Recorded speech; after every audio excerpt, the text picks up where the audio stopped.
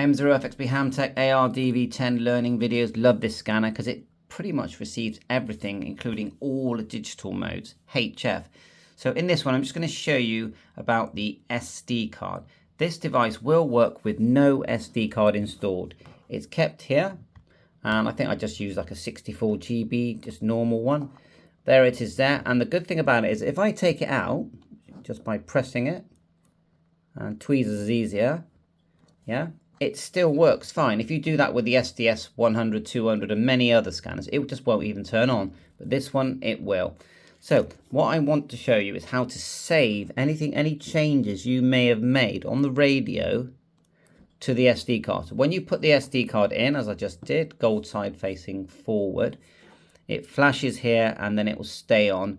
Now it does make sense to format it in the device and on your PC first, I would, if you've never used it before. But once you've started using it, it's fine.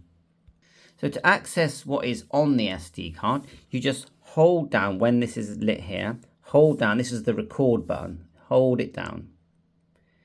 And you get to the two choices. One is list. So we're going to go enter and we're just going to look what's on there now. And you've got my firmware file, and it's really easy to do the firmware on this. Then you've got search banks saved, firmware. Oh, a CSV that someone gave me is on there. So if you select these items, you can import them. So the way that the SD card is acting, it's not running the device. It's more saving files, so you can save files to the SD card or bring them in from the SD card. So it's acting like memory storage. So if we make a change now on our device, we could press clear to back out, and we make a change. Let's say we go to VFO mode. On this you go menu, move to VFO, and you can press 1 or press enter. And we're in VFO mode. Press enter again for A band. And let's type a random frequency, 145.500. Okay, enter. And I always do auto mode just by holding down mode. That way it will just automatically detect whatever you're hearing. Okay, so we've done that. We've created a frequency channel that we like. Now we want to save it to a memory. So if we hold it down, and it takes us straight into saving. Now this is where it can be confusing, but look at the thing. It says bank channel. It says 38 and 18. It's going to save it to bank 38. Channel 18. You can change that. You can just go, if I want, I can just go we have to select it first, my mistake. Let's go back to the top there with the back arrow, enter first, and then you can say select bank 1 by going 01. You don't put any flat line, and then just say 02.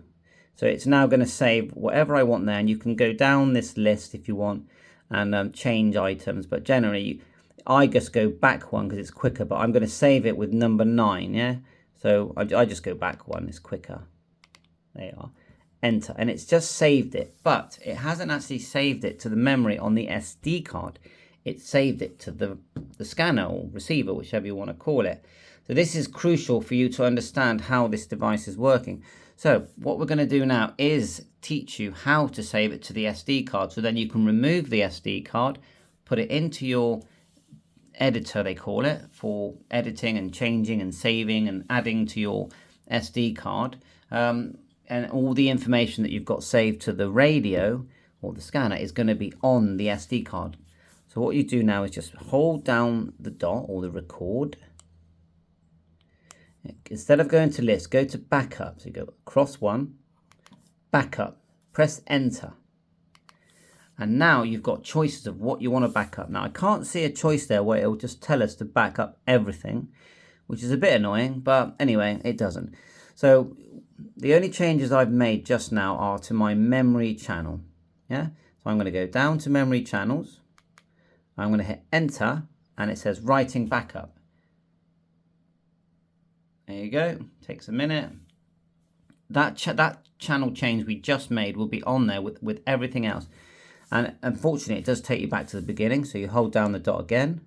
So what I recommend you do is go to your backup, hold down the dot, go across the backup, yeah, and do them all. Just enter, do one at a time. Let's do the top one again. Enter, writing backup. Hold down the dot, across, enter, enter. Just write everything so you know that everything's on there. Hold it down again. And of course you can delete it. If you go to the delete section, and we can, if we want, we can, we can start deleting things. Yeah. But we're not going to. And the other thing is that this device, when it turns off, let's just do it now. Let's exit, clear. Let's see if it will do it. We go to power off. Shutting down. I'm hoping that it actually does save to the SD card when it turns off, but I don't know that. And let's turn it back on. And I've got 2307A. I'll quickly show you how to do the firmware. And then what we'll do after this video, I'm going to show you this editor software that I have found by IZ0ROQ. Thank you very much, because there's a new version of this editor, and it came out December 2023, and it's only January now, so this is really cool. So we're going to be using that as well. Just show you firmware. You just go menu, go down to config, or you can press number 7, enter. Keep going all the way down until, now the firmware file of course has to be just dragged onto the SD card. So that's telling me the firmware we've got now, so that's how you look up firmware. But if you go down to update, press enter. I'm not going to do it now because I've already done it. Press enter and it's going to just update straight away for you. How cool is that? So then the other thing, we'll just clear it. So if you need the latest firmware, go to my M0FXB YouTube page. The firmware is there in the files section. And look, you should turn it off. I'm not going to watch this. So you're just going to push, take out, and you'll see that the firmware has vanished from here. And there's your card. It always goes in that way. Take it easy. Let's have a look at this software in a separate video. I'm going to make 2 videos on it. One will just be this, and then the other video will be what you've just seen, plus the editor software, which I'm learning. Remember, all my YouTube videos are me learning. They're not actually teaching videos. They're me learning, and hopefully you benefit from that. Because the AOR DV10, there's just not enough information out there, if you ask me. It's because it's like any scanner. There's so much to learn. 7.3, all the best.